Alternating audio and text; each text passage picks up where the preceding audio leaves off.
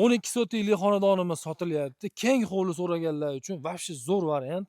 Bu yerda mana somoni bor, bu yerda yopiq ayvonchasi bor ekan. Bu orqa tarafi. Xullas mevali daraxtlari bor. Bu yerda parrandalar qarang. Maza qilib, qora to'g'lar baylab berib, ertalab ikkita tuxumidan yeb bosaverasiz gazini. Tandirlari bor mana.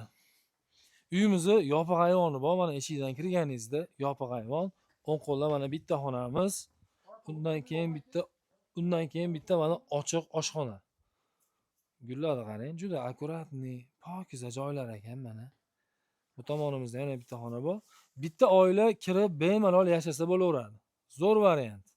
Keyinchalik bu tarafga uy sotsangiz ham bo'laveradi, bo'lib farzandlaringizga naryoqlardan eshik ochib bersangiz ham bo'laveradi.